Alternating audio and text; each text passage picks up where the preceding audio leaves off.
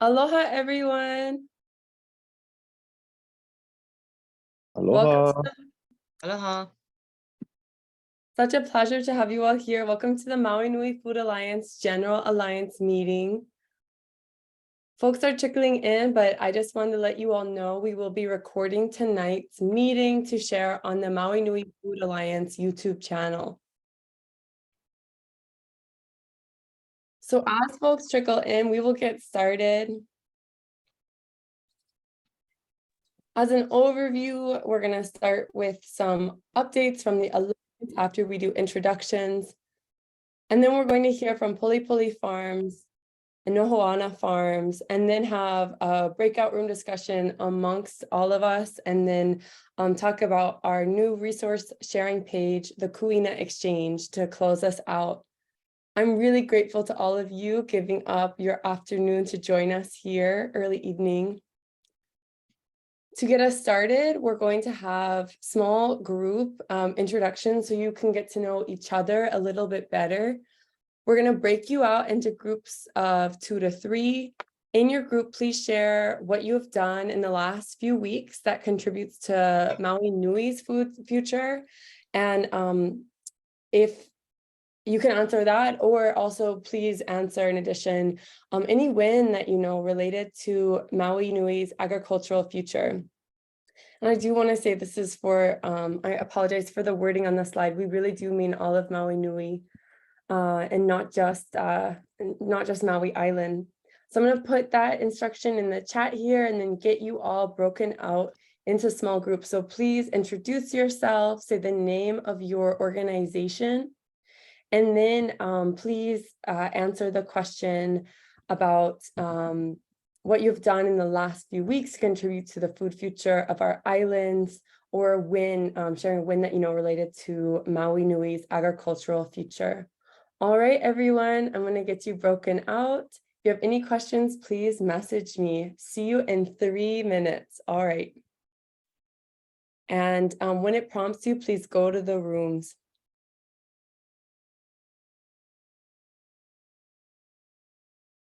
If you have any questions, please let me know.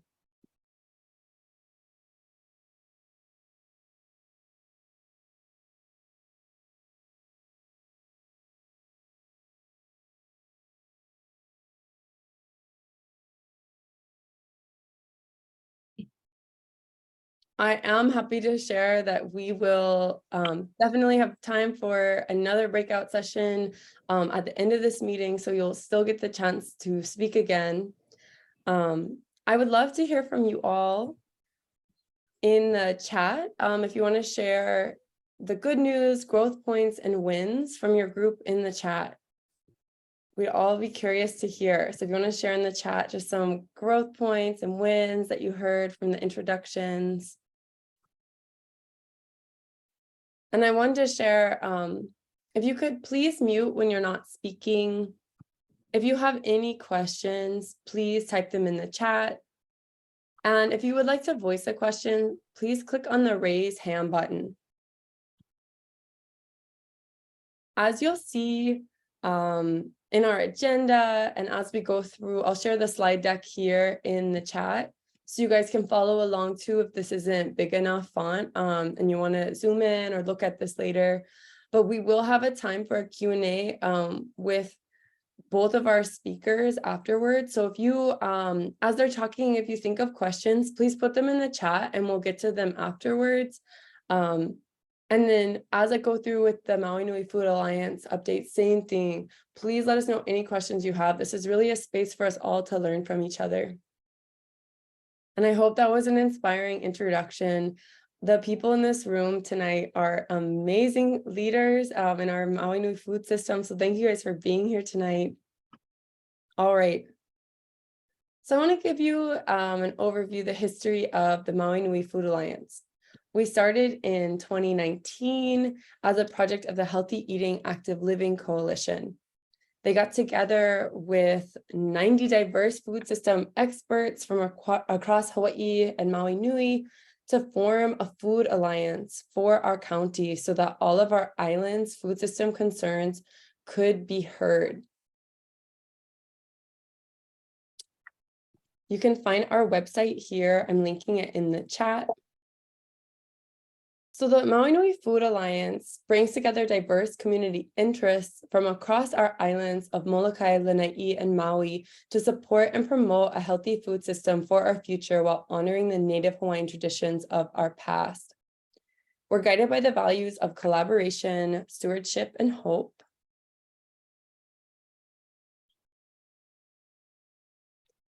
And by the 3 strategic priorities to promote a culture of health, plan for a food future, and advocate for impact.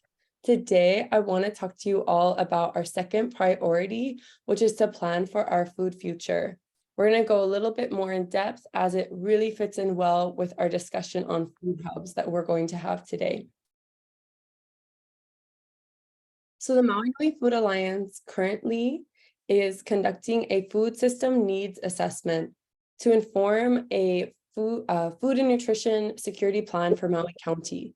This will be the first plan of its kind for Maui County to develop county-wide goals and strategies that we can use to measure our progress towards achieving zero hunger on our islands while supporting local producers and a sustainable future for our food systems. So we want to support both local food production, our farmers, ranchers, fishers, foragers, while also supporting nutrition security and access to culturally appropriate foods for all people who live on our islands. To do this, we're taking a food system approach. So we're looking at all components of our food system. We've updated this traditional model with the Maui Nui Food Alliance Food System Subcommittee to include hunters, ranchers, foragers, and fishers, along with farmers within our food producer category. And we're looking at everything from food supply, aggregation, and distribution that food hubs fit into, to where food is consumed at the grocery level, restaurant level, and in the home. As you know, we're all a part of our food system as we all consume food daily. Our food system needs assessment is also looking at options for waste disposal and waste regeneration models, as well as ways that waste can be put back into our system as farming inputs. The food system needs assessment is made up of these 5 phases. It's been a 2-year-long process, and we're currently wrapping up phases 3, moving into phase 4 of assessing our food production needs on our islands, the food security needs of our islands, as well as looking at our food system safety nets, the Maui Food Bank and their partner pantries, our health centers. And then this summer, we will be surveying consumers across our islands to assess their interests in local foods and where they want to see more local foods and where they shop. So we can give our grocers that really great data. All of the data that we collect in our food system needs assessment will be shared publicly and will be used to inform the Maui County Food Nutrition Security Plan. So this fall and winter, we will conduct community listening sessions where we'll go into each sub-region of our islands to listen to the community, to validate our findings from the food system needs assessment, to see if the data we've collected on the biggest challenges and potential solutions is accurate, to see where it needs to be edited or change, and then also to get more ideas about the existing solutions. Our food system, our food and nutrition security plan will be the first of its kind for Maui County, but it's really the work of the plan is to identify existing structures and organizations who are already doing the good work, and just to figure out where there's more room for collaboration, where folks need to be better resourced to continue the good work that they're doing, and also to identify gaps to see the future work and programs that need to be formed. But so much of the plan will be identifying work that's already ongoing that should be highlighted on the community level, as well as highlighting what needs to be scaled up because it's so successful. I just want to open up the floor really quickly to any questions anyone may have about the work of the Maui Nui Food Alliance or Food System Needs Assessment.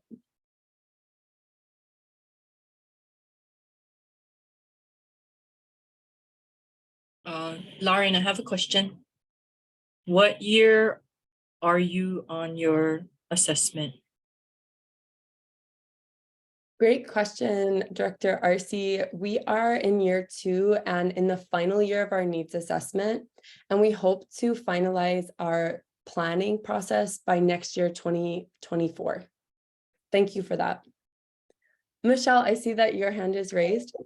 Yeah, so I had a question because I filled out the survey, and then basically because I grow a lot of food myself, I don't have any food insecurity.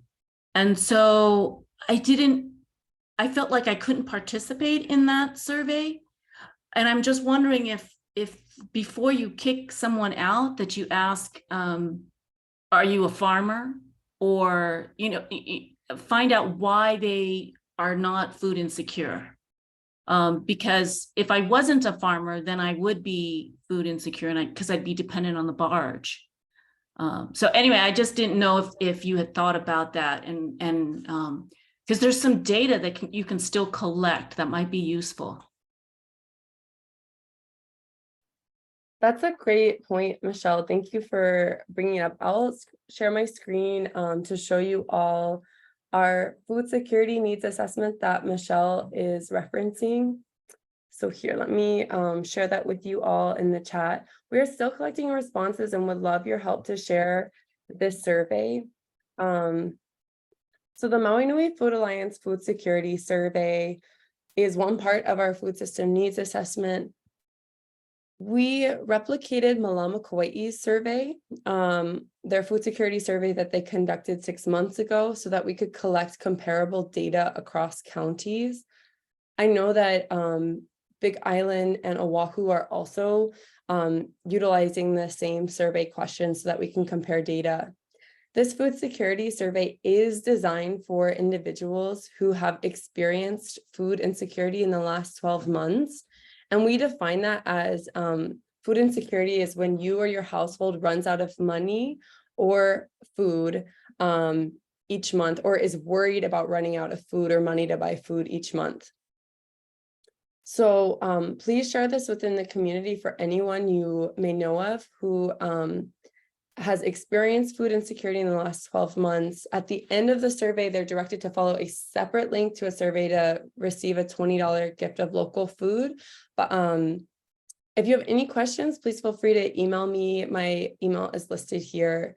Michelle, great question. Does anyone else have any questions about the Maui Nui Food Alliance or food system needs assessment?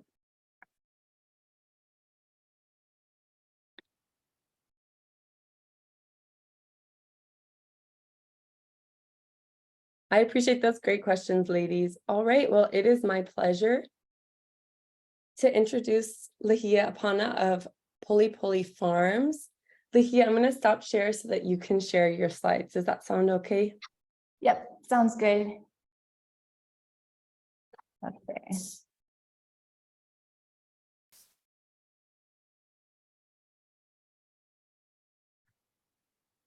Okay, can you see that first slide? Okay, cool. So aloha, I'm Lahia, and my husband Brad and I run Polipoli Farms in Waiahu, Maui, and I'm here talking tonight because we're currently in the process of building an on-farm food processing hub. So tonight I just am going to share my firsthand experience and how we arrived here. Okay, second slide. So everything we've done as Polipoli Farms, as well as our mission moving forward, is guided by a deep sense of place. And so that place is Nawai'eha, the region that we're in. We're in the Ahupua'a of Waiahu, and we're in the ili of Polipoli. So that's where our farm name comes from. That's always a confusing one for Maui folks. So we're not in upcountry, we're in Nawai'eha.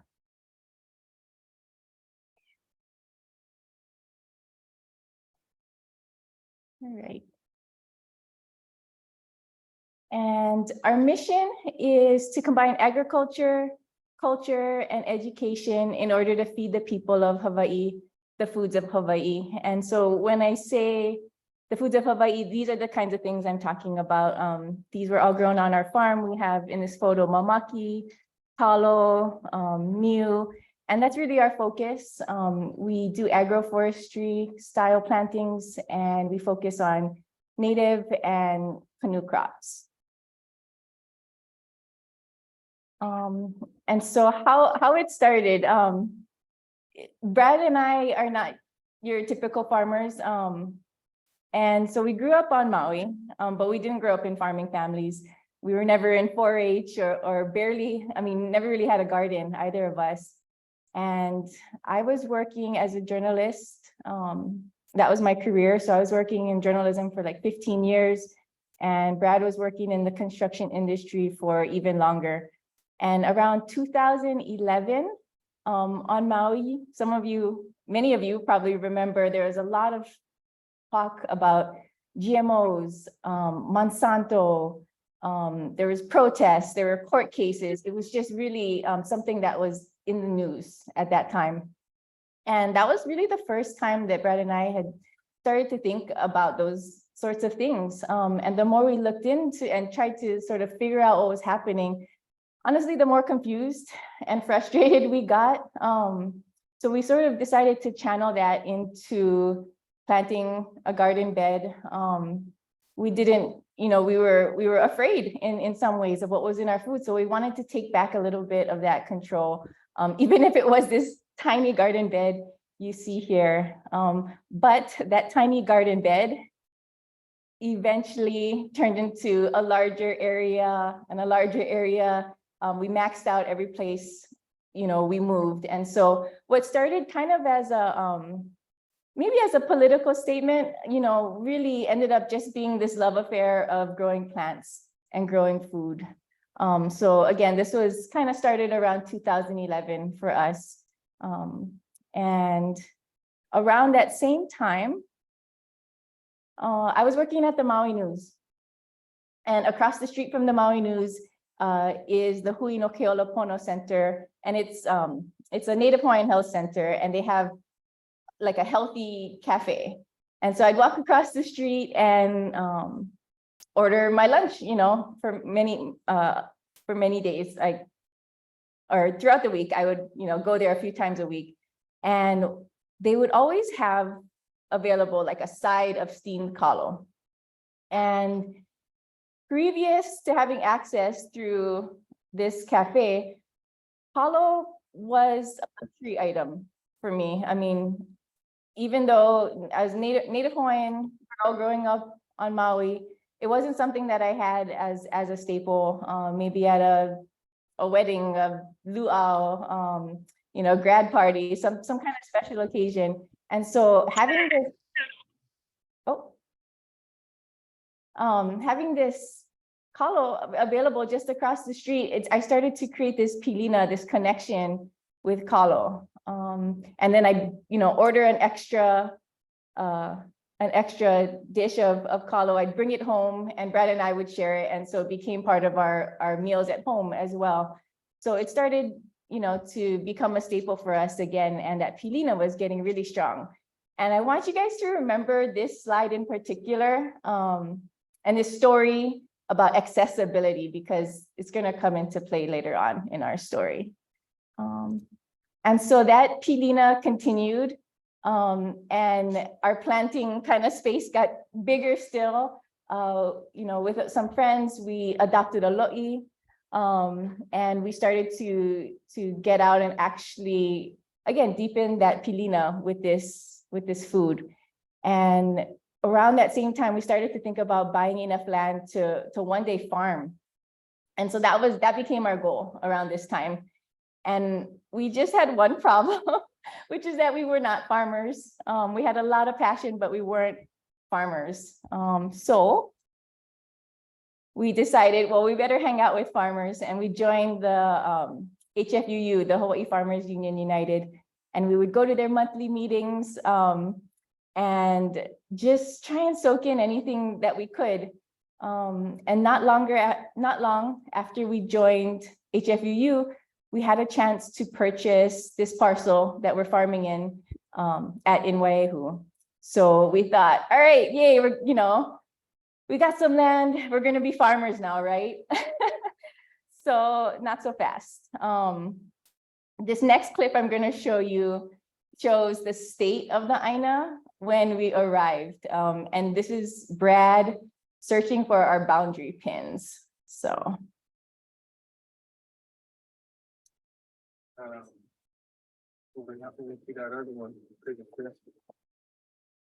Yeah, and so that was in 2017 when we purchased, we're on 3 acres here in Waiahu, and it was just covered with these invasive grasses and trees, and we had no idea what was underneath all of that. We couldn't even walk the entire parcel. And so here's one more clip. These early clips are really funny to me.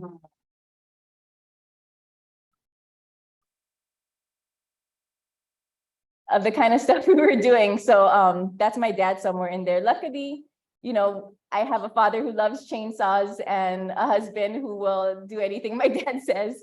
So basically the two of them cut down a lot of the trees. We got some help as well. So I promise just one more tree cutting clip.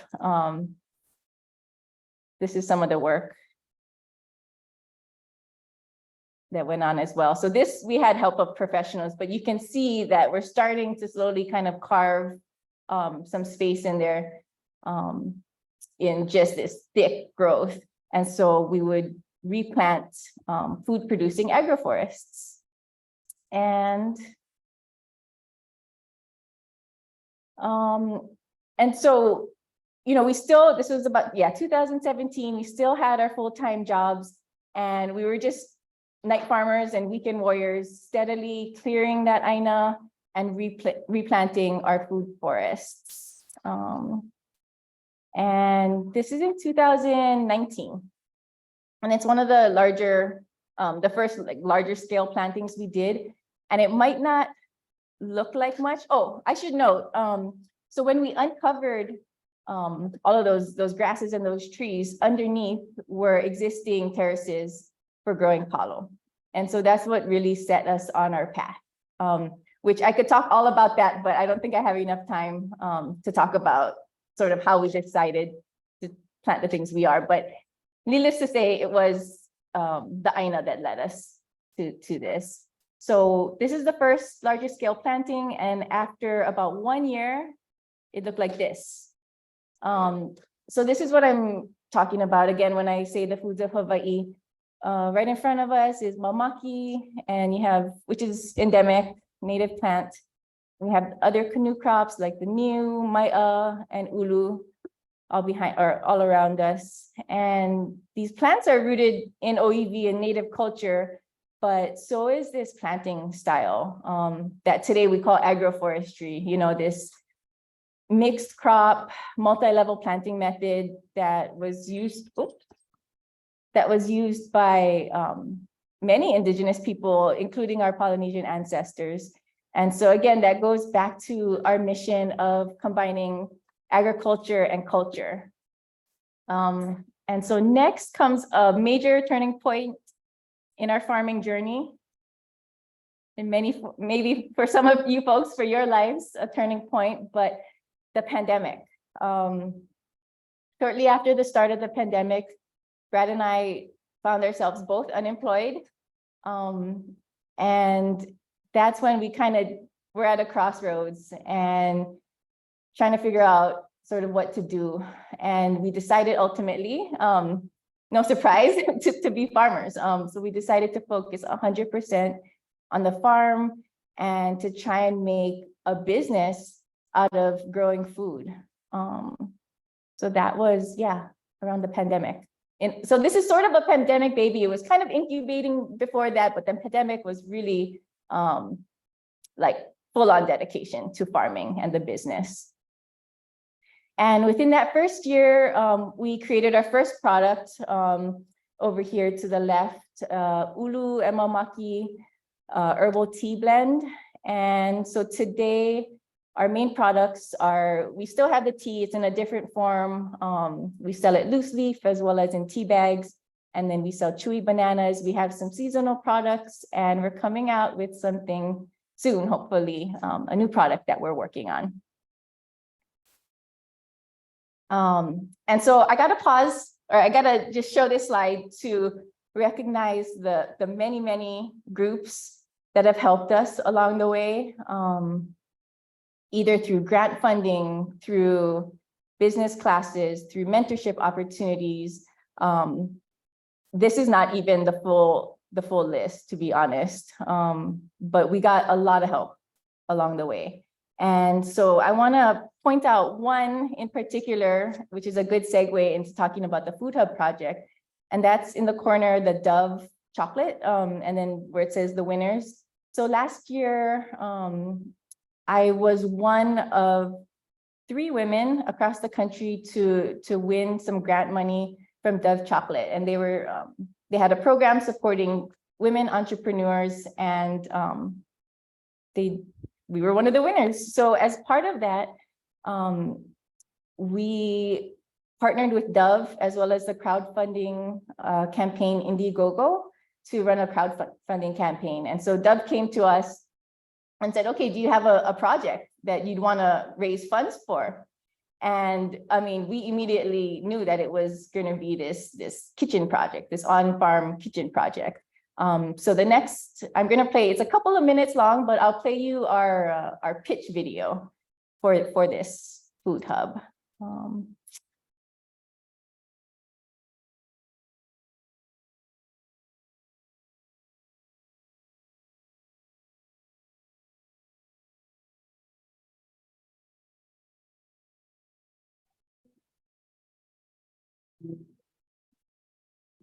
As a native Hawaiian in Hawaii, the odds are against me.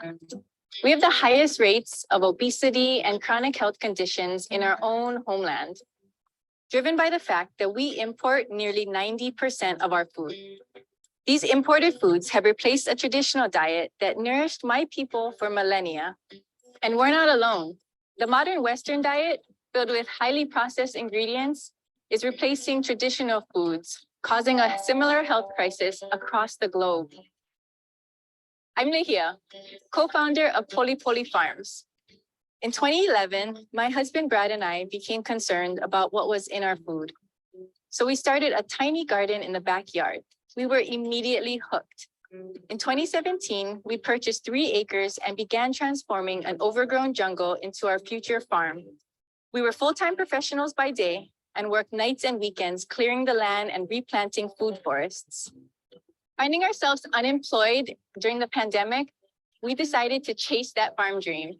And today, our mission is much bigger than that.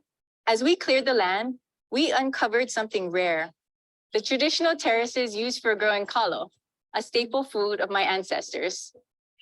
This is a powerful reminder that Polipoli Farms sits on the same land that fed countless generations of my people.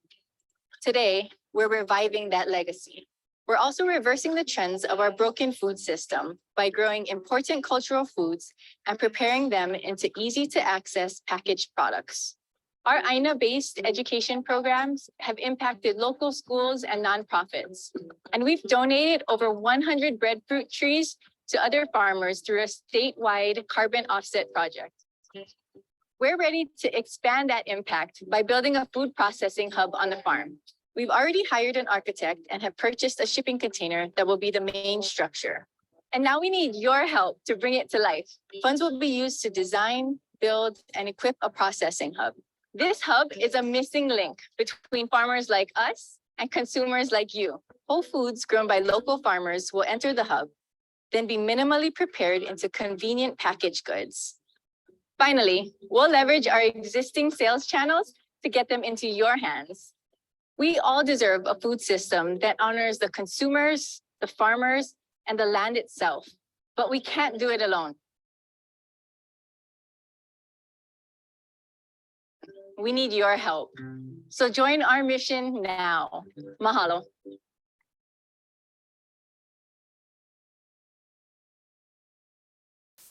Okay. So before I go on, I wanted to read a definition, because there are many, but a definition that I really like of a food hub. And it's that it's a bridge between food producers and consumers, providing a mutually beneficial relationship across both ends of the food system. And I put that up there because, to be honest, Brad and I, we wanted to establish a food hub on the farm long before we even knew that we wanted to establish a food hub on the farm. We weren't calling it that. Early on, we realized that one day, we wanted to build a permitted kitchen on the farm because our focus is value-added products. So going off-site is just not ideal for a lot of reasons. And we also knew that, hey, if we had a kitchen, then we could aggregate produce from nearby farmers. So that really felt like a win-win, and it made a lot of sense to us. So it was only, later where we're calling it a food hub, which is really what it is. I think when I think of food hub, or when I used to think of food hub, I thought of kind of like how the Maui hub is now. And so I didn't see that that's exactly what we were aiming for. But onto this definition, I feel like it's missing something. And I would add that in our case, it's not just two beneficiaries, right? It's not just the producers on one side benefiting and the consumers on another side benefiting. But in our case, it's also the AINA itself as this other sort of stakeholder and beneficiary. And so kind of going through the different stages or the different stages of this food hub idea, with local farmers, we feel like this is an opportunity to create a market for these important cultural plants that we grow, these canoe plants, these native plants. And so I'll just mention this artwork was created by a local artist, and it was for our campaign. So it's in the shape of Maui, and it includes some of our main crops. So those are the kinds of stuff that we want to see growing more here on Maui. And also, when we source from other farmers, we consider ourselves a regenerative farm. So that's also who we want to source from and we want to support. So we would love to see this kind of farming practice expanded through the food hub. And as far as the food hub goes, having greater accessibility to that kitchen space increases our resiliency as a business. And one important thing I want to add is that this food hub is going to allow us to expand our educational programs. You saw in the video, we've done outreach with local schools as well as nonprofits and community groups. And it's not just about what's happening on the farm. We need to educate folks across the food system. So having a food hub on the farm is going to allow us to expand that education. And then finally, consumers. Remember I talked about the story about Kalo and accessibility. So I feel that we need to really meet people where they are in a lot of cases where they can open up a package and start enjoying these foods of Hawaii. I think that's a really big opportunity and kind of a white space right now in the food system. So we want to fill that. And again, our mission is to feed the people of Hawaii the food of Hawaii. So for us, an on-farm food processing hub is how we can do that. So mahalo, that's everything. And then if anybody wanted to reach out or contact us, here's our information. Mahalo. Mahalo, Tia. I wanted to share this question from the chat. What capacity and types of processing and what are your marketing channels? We have 5 minutes for a Q&A. Yeah, sorry, can you repeat that one more time though? Yes, what capacity and types of processing and what are your marketing channels? Okay, I guess I'll answer the first one or the second one first. So our marketing channels is we sell online, so we can ship anywhere in the US, but we also partner with retail outlets across Hawaii, and we tend to partner with, I guess, businesses that mirror kind of what we're doing on the farm. So kind of extending that what we're doing on the farm as a regenerative farm. We like to be in kind of small shops or family-owned shops, really kind of Hawaii-based shops. And the other question was capacity. I don't know if they mean like workforce capacity. Is that what they mean? Aloha Lehia, this is Jermaine Bellino. That was my question. Capacity meaning, like what types of crops will you be processing? Obviously, sounds like kalo, yeah. Not sure what other kind of crops. And then the capacity your equipment can process. Oh, okay. So actually, kalo is not one of our main crops. We do grow kalo for our own subsistence, and we give away to family and friends. But our main crops are mamaki, first of all, mai'a, so the bananas, and ulu, and ko. So those would be, I would say, our 4 main crops. And so right now we're using the mamaki and the ulu leaves in the tea. We're using the bananas as dried bananas. And we've planted a lot of ulu trees. So when those start fruiting and really coming online, we'll be using that for another product, like a ulu product. And ko, that's a whole nother story, but ko is a really big storyline, I guess, in our farm. And so we're also working on opening up the farm to like public tours. And that tour is going to be all about the agricultural, I guess, story of Hawaii through its food. And if there's one food that tells a very interesting story of Hawaii, it's ko, it's sugarcane. So that's how sugarcane is kind of incorporated into what we're doing. And so as far as capacity, like what kind of equipment, our focus, and it was a short little line in the pitch video, but we want to minimally process these foods, right? So we don't want to turn it into something that is not recognizable from its original state. And so in our case right now, it's a lot of dehydration. So we dehydrate the leaves to make the tea. We dehydrate the bananas to make the chewy bananas. So as simple as possible is what we're going for.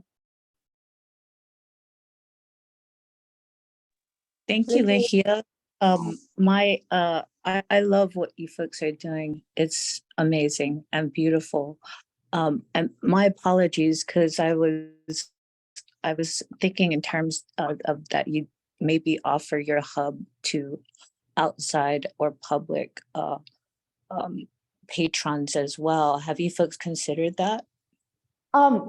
Yes, we have. And ultimately, we decided to stick with our current business model. I think, marketing and the channels that we currently have, I think, are really strong. And so we wanted to also fill a need where some people, they don't want to go through all of that processing. And looking around, there are other resources for that I see on Maui.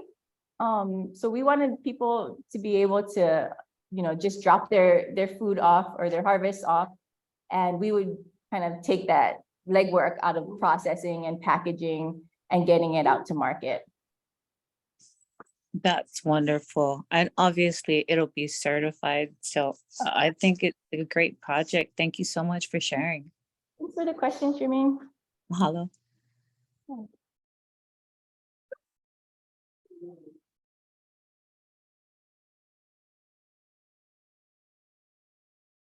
Mahalo Lehia. We are so grateful for your time and shared knowledge. I love that we're able to hear from farmers today. I know you guys are the busiest folks, so it feels greedy to steal your time. But that was an amazing presentation. We will share the slides out, everyone, afterwards. And also we are recording this to share on our YouTube channel. I know that you have more questions for Lehia, so please type them into the chat and she can respond. And Lehia, if you guys have an updated fundraising link that you want to share, feel free to put that in the chat, and we'll put that in the YouTube notes as well for folks to share. Yes, and I realized so that campaign is over. So yeah, I realized I didn't update on what's happening, but we are starting the process of prepping to build for that hub, by the way. Congratulations, that's very exciting. Thank you, but yeah, thank you for asking. So up next, it is my pleasure to introduce Hokuau Pellegrino, pardon me, Hokuau. Hokuau Pellegrino wears many hats, but one of them is tending to his ancestral lands and Noho'ana farms. Hokuau, I'd love to turn it over to you to share screen. So I'll stop my share here and pass on to you. Yeah, aloha mai kākou. Let's see here. I'll try to finagle this thing because working from here earlier. Okay, hold on.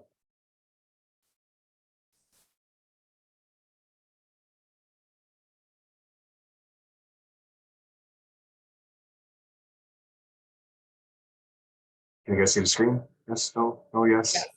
Looks great. Thank you. It's so slow on my end. Sorry, it's one of those days. Nothing's working out for me today.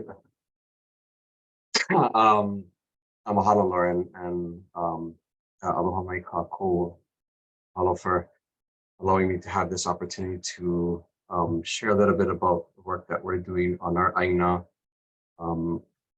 here in the Ahupua'a of Waikapu.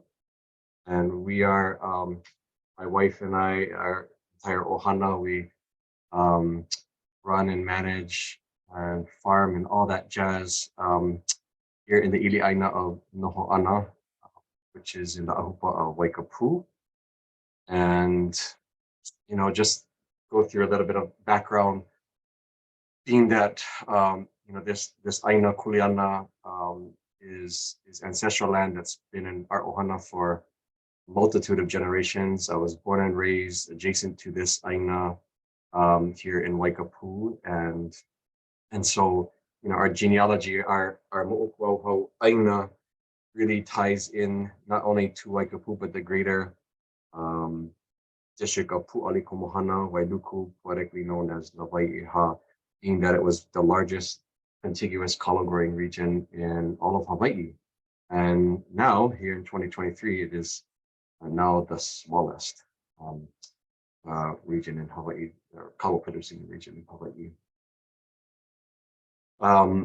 Water really is the lifeline for our farm and all of our neighboring kuleana lands that we share our water resources with. And, you know, prior to, you know, the establishment of Wailuku Sugar Company, our waters flowed forth from Hanaula and the Kapilau watershed, Wakai, through the plains of Kama'oma'o and into the Bay of Ma'alaia via the estuary of Palalau. And we, along with a multitude of ohana, beginning in 2004, the same year that we started restoring our aina, we're heavily involved in advocating for the restoration of our streams, not just to flow forth Moka to Makai, but to ensure that this precious resource and most important resource will be sustained well into the future for many generations to come. And so we were excited in 2016 when our stream flowed Moka to Makai to Kealia once again and into Ma'alaia. And probably many of you have seen those changes. I mean, I grew up in Waikapu when that whole coastal region was the mud flats, right? I mean, I didn't even grow up knowing that it was called Kealia.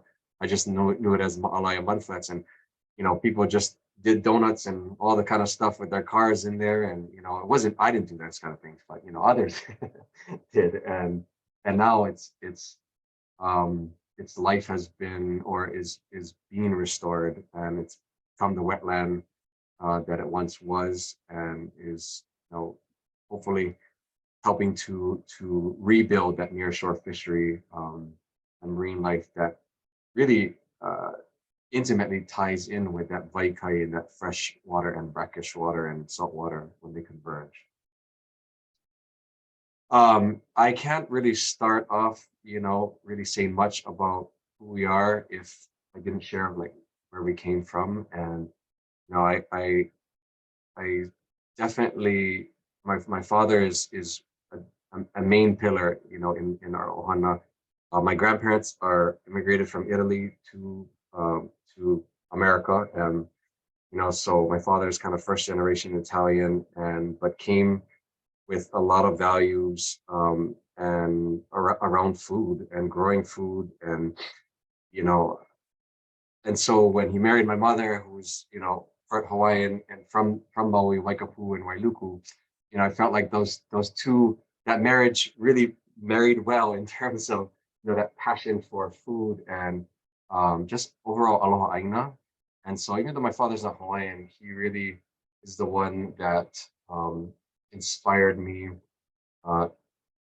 to further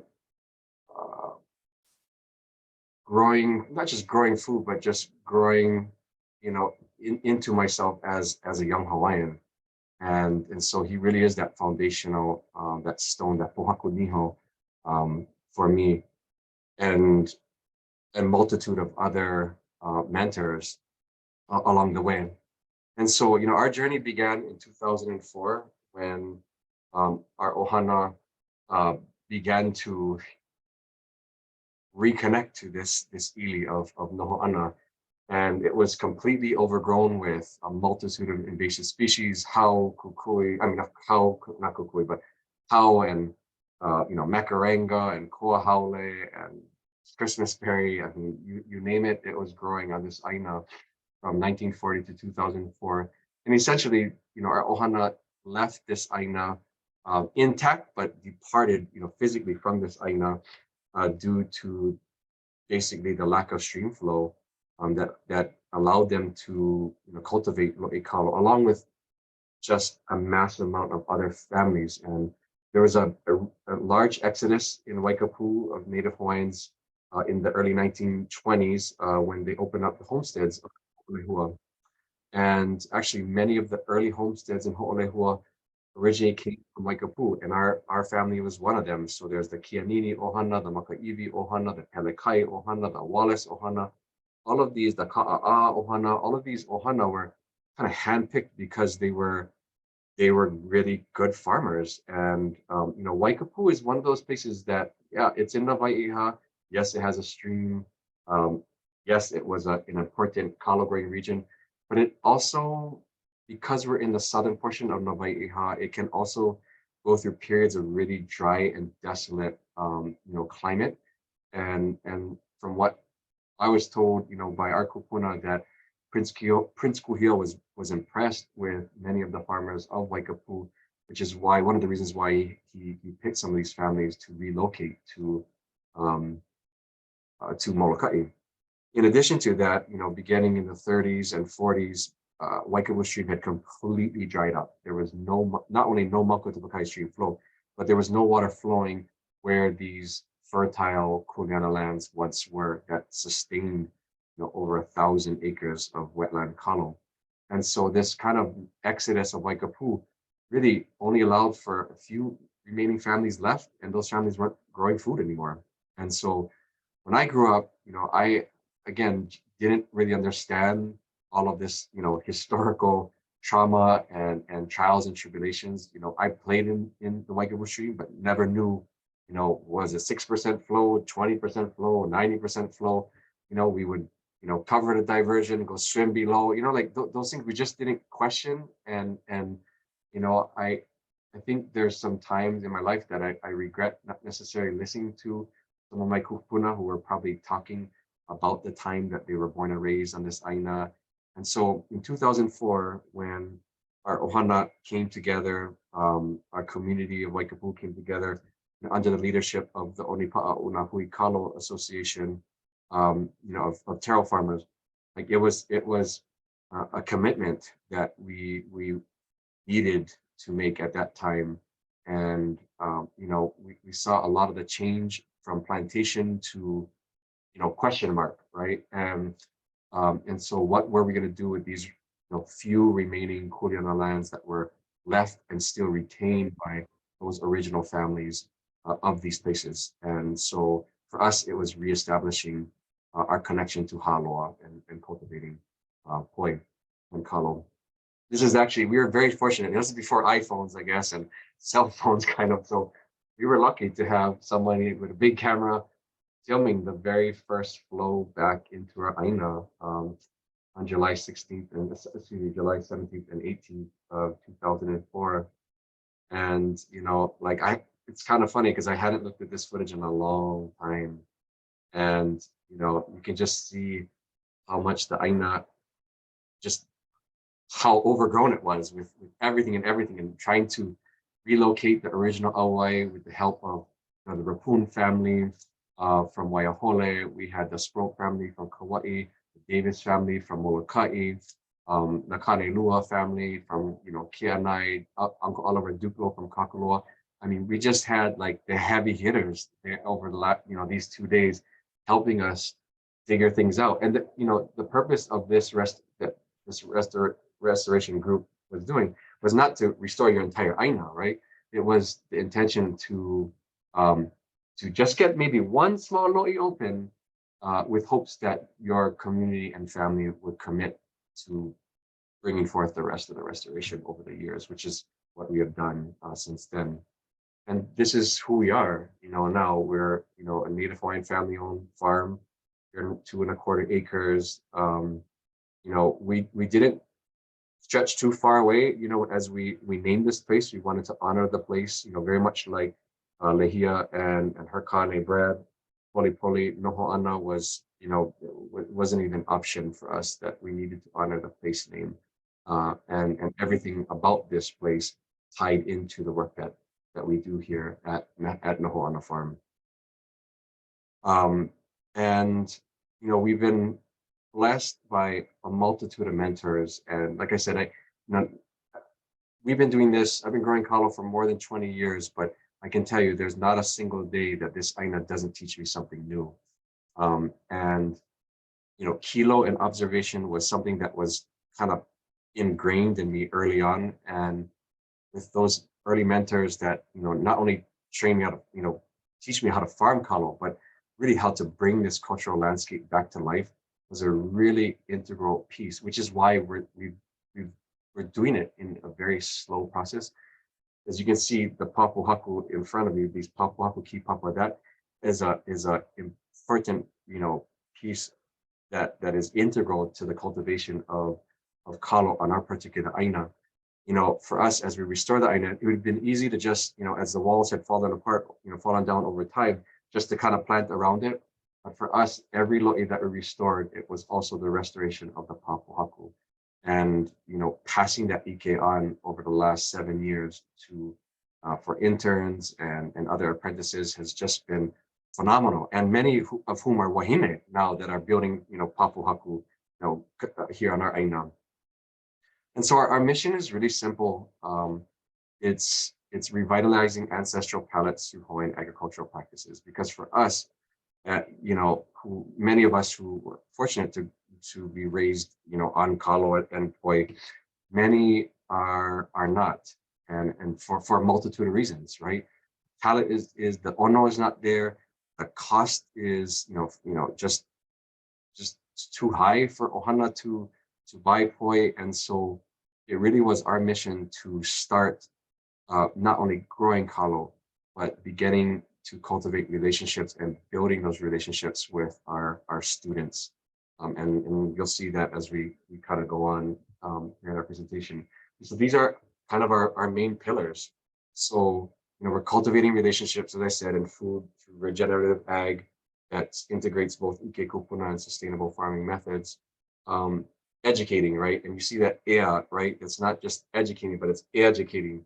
And part of that is really focused on aloha aina and mentoring that next generation of students. Sometimes it's even kupuna that come and are like, I didn't have an opportunity to be raised on poi or have this opportunity to work in the lo'i. So it's really truly been multi-generational through our mahiaola, bilingual Aina-based learning program. Environmental stewardship is equally important, because our Aina is not just a kipuka that we can just focus on, but our work here at Noho'ana means that we have a responsibility to work alongside our Aina and those neighbors and our watershed from Mauka to Makai. And we're really lucky that we've been able to develop a Uka Kula Kai project, where we're restoring native dryland forests in the upper reaches of Waikapu, to now the restoration of our mo'opa'akai and salt ponds at Kealia. So it really is not just centering around the work that we do at Noho'ana, but it's much bigger than that. And it really is through an ahupua'a, you know, aina, management lens. Ovili, right? So processing and promoting the use of Hawaiian kunu crops and starches, while innovating through culturally relevant culinary-based experiences. So my father, being the Italian, is just, we're again like really lucky that we pretty much never ate out growing up, and so we ate a lot of Italian food. And so as we started to grow kalo and ulu and other things, my dad wanted to create things. Okay, we're making ulu flour, so can I make gnocchi with it? Can I make different type of pastas? And those are some of the things that we've been experimenting with, working with others on, and looking forward to doing more as we build out our certified kitchen. So purchasing, really purchasing with intention, and that overall kāko'o and support. Supporting Kuleana kalo farmers has been like something that is ingrained in our ohana. And again, it's not about working in silos, but working in collaboration with others. And so as we, I haven't already talked about it yet, but as we build out our certified kitchen here at the farm, a big part of the work that we're going to be doing is aggregating kalo from other kalo farmers for poi production, which we are hoping to increase economic growth and access to more poi within our communities. And then lastly, hanai, so nourishing, feeding our lahui, expanding Hawaiian food systems that promote Native Hawaiian health and well-being. That really is a major focal point in everything that it is that we're trying to do here on our aina and our farm. So data is really important for us, and thankfully, it's funny because I didn't like reading. I hated math. I barely passed statistics in college. And yet when we started farming, I became a total nerd for numbers, and I'm still not good at it, but I'm trying. And so data is a really big piece of the work that we do. Not only about the things that we grow and harvest data, but also making sure that our education program is really centered around serving and educating Native Hawaiians. And so to date, we've served over almost 15,000 students, K through pre-K, actually, through 12th grade, postgraduate students, kupuna, and we're proud to say that that more than 50% of the students that we work with are Native Hawaiian. And this is kind of some of the data around our processing, but this is processing that we've done out of our own homes, over the last 16, 17 years before we started to rent out, some time from certified kitchens. But, to date, we've milled almost 20,000 pounds of poi, most of it from lo'i kalo that, we predominantly grow lo'i here on our farm, but we do have some mala kalo. You can see some of the poi that we produce came from our mala. We produced, a little over 3,000 pounds of ulu flour. And during COVID, just because so many hands have tilled this earth, have planted on our aina, have harvested, have eaten from, during COVID, it was, and it's not something we really shared out much, but we just felt that whatever that we were growing in 2020 and 2021,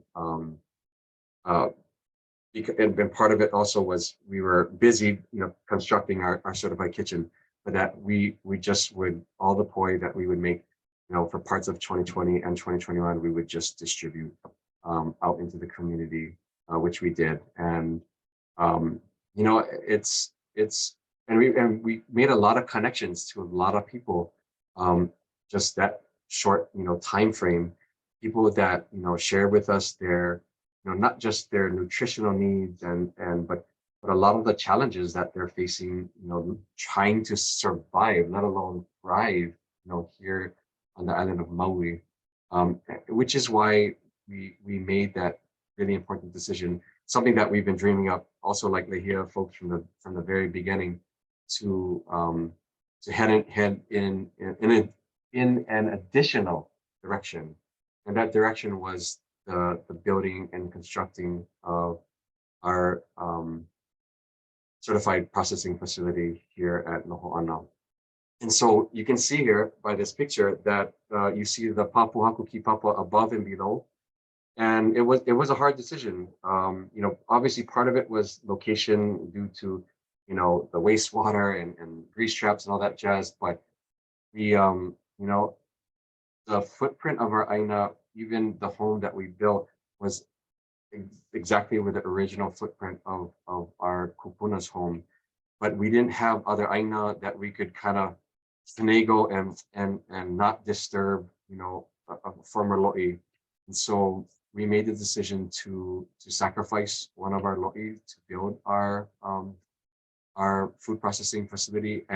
But first and foremost, you know, was to rebuild the papuhaku, and no matter what, you know, the aina is going to be used for. You know, we have some areas where the papuhaku, you know, served as lo'i, and now we have ulu and kalo growing in it.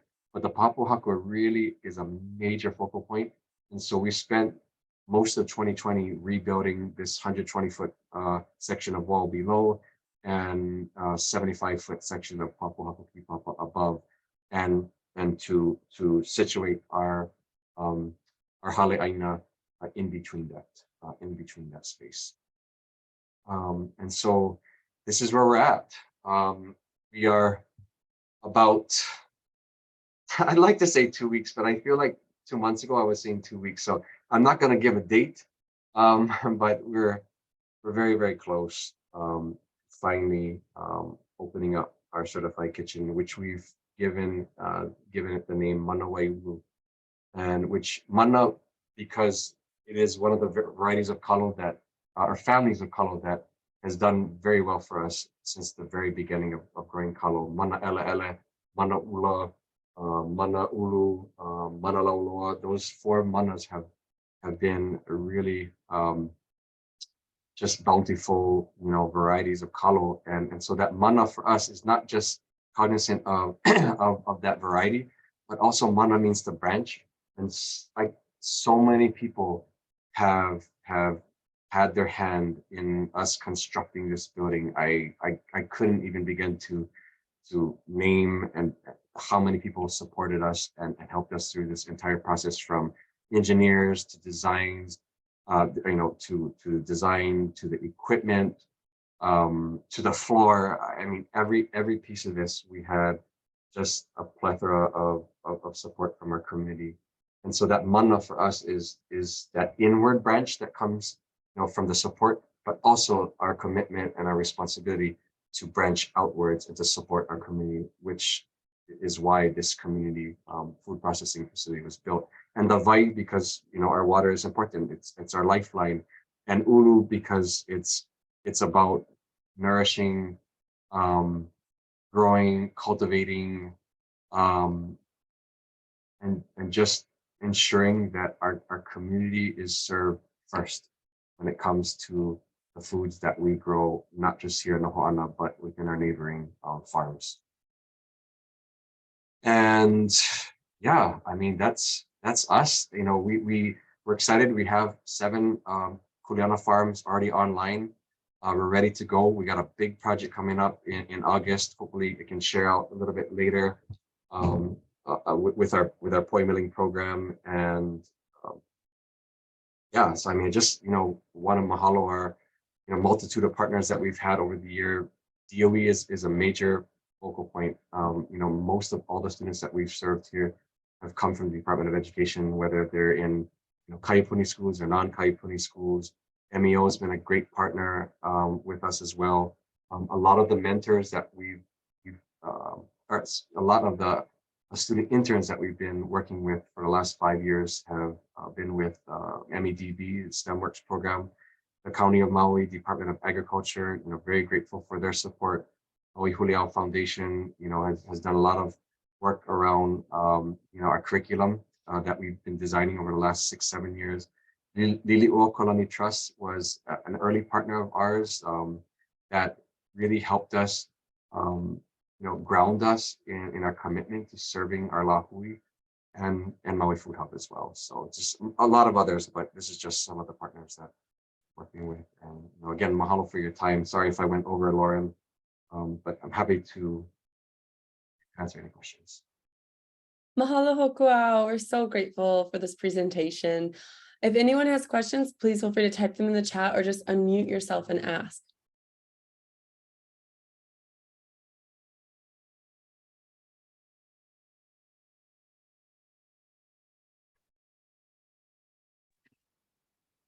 Aloha. Aloha. Hi, aloha. My name is Jermaine Bolino. Thank you so much for sharing. It's beautiful work that you're doing at Mauka. I'm curious, other than the Kuleana tenants, the other Kuleana tenants of Mauka, do you plan to just focus on Kuleana tenants out there? Yeah, that's a great question, and I appreciate that.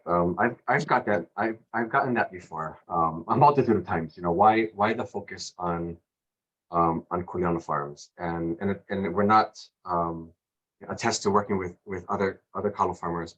I think for us, because of the work that, and as Lauren said, I wear a lot of different hats.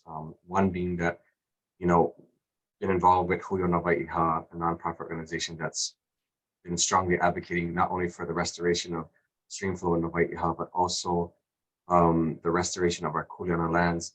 Kuleana lands make up, you know, lands that are usually smaller than 10 acres. And so they're small farms, right? They're usually family farms, ancestral lands. And a lot of the work that we're doing through our farm and through my work with this nonprofit organization is working with many of these Kuleana farms in restoring their aina, very much like what we're doing. And so I feel like that's an important responsibility, at least in this time and place that we want to support. Again, you know, I don't think, you know, if someone's not on Kuleana land and wants to provide kalo, like we're not going to turn anybody away if that's what you're thinking. But you know, those seem to be critical areas and farmers that need support, and where I think that economic viability needs to occur, at least right now in the Wai'iha. But yeah, we're definitely open, because there's amazing kalo farmers that are doing work all throughout Maui. So we're not like prejudiced against any kalo farmers or anything like of that sort. We're just starting small, you know, from that, and that's a good starting point for us. So I appreciate the question. Yeah, no, thank you so much. Mahalo nui. I love the work that you're doing to, you know, in the project I'm assisting, you know, one of the things, and we share a lot of your values and the vision, is continuity. And I'd love to, at another time, have a conversation with you so we can kuka more about it, and create that, you know, good pilina, good flow, and just discuss things. Mahalo nui. Mahalo. Mahalo hokuau. That was it's always such a treat to learn from you. I learn from you every time I talk to you, and just to see the photos of your kitchen, that is such a beautiful space. I'm really excited for you. Congratulations also. So I know we're running out of time, so I'm gonna break us out into our small groups. And if you have any further questions for Hokuau, please put them in the chat. I know he'd love to answer them. And also, Hokuau, if you wouldn't mind sharing your contact information in the chat, if you're comfortable. I know folks would like to reach out to. So for the small group discussions, we're gonna break everyone out into groups of 4 or 3, and we ask that you make sure that all the voices in your room are heard and that you stay respectful and courteous and curious. So we have quite the task for you all with these small groups. We're going to ask you to, as a group, create a working definition of a food hub and identify 3 key priorities that you would like food hubs to address on your island. And please speak up if you are on an island, on Molokai or Lanai. We want to hear your voice too. And then identify ways that Maui County can support food hubs. So I'm going to break us out into these small groups. And please message me if you have any questions. Okay, see you all in 8 minutes. You'll be prompted to join.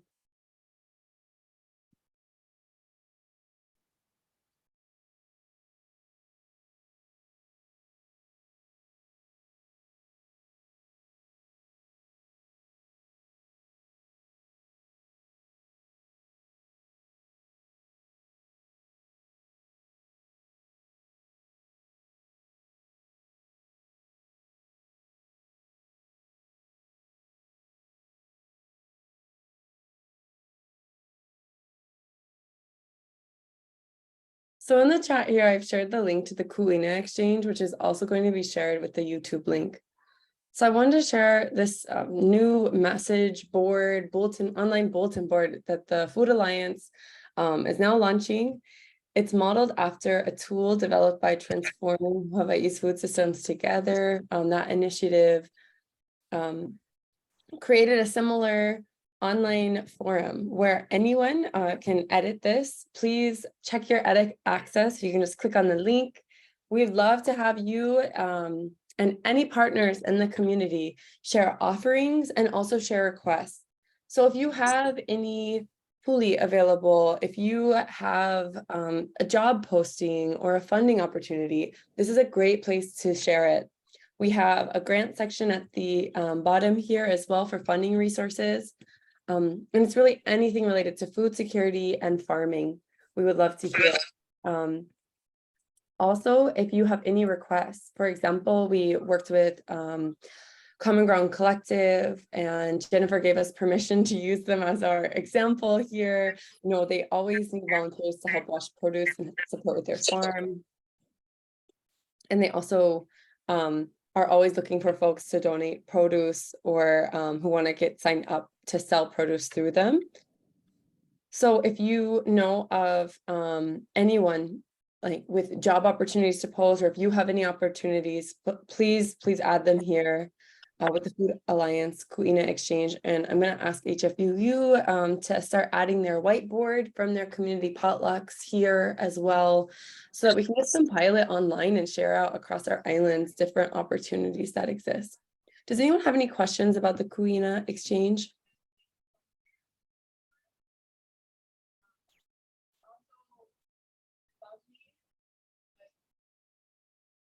All right, the last things I wanted to share with you all here, I'll share my screen again, actually. It's just a save the date for the Maui Nui 2023 Food Summit. You can follow along. We're about to send out a registration survey soon. Last year, Kamehameha Schools Maui, Hokuau in particular, helped us put on such an incredible event. You can see more about it here on our events page. I just linked that in the chat.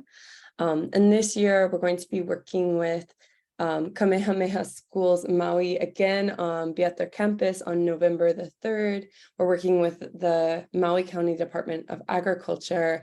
We're going to have a keiki focus event on Thursday, November the 2nd, and then bring in all of our adult leaders, food producers and farmers for the Maui Nui 2023 Food Summit. So we hope you can make it. We'll send the details soon. And please follow along with our newsletter, join the Maui Nui Food Alliance. We have our sign up sheet on the website. It's a free membership. We'd love to hear from you. And here is our newsletter sign up sheet. I'll just pop it in the chat. And please let me know if you guys have any questions. I just want to, I should have started the meeting this way, so I'll end it this way with just so much gratitude for the land that we get to be on, that provides us with so much nourishment in every sense of the word. And today is a very special day, as it is the summer solstice, the beginning of the summer season, and the longest day of the year, a really happy day for farming. So just mahalo to all of you for joining us today, and mahalo to our speakers. I'm excited to share this out and to support you guys in any way. So if anyone has any last questions or thoughts, please feel free to unmute yourself. Thank you so much for being here today. Appreciate you all. Hello, aloha. Thank you, Lauren. Thank you, everybody. Such a pleasure. What an honor.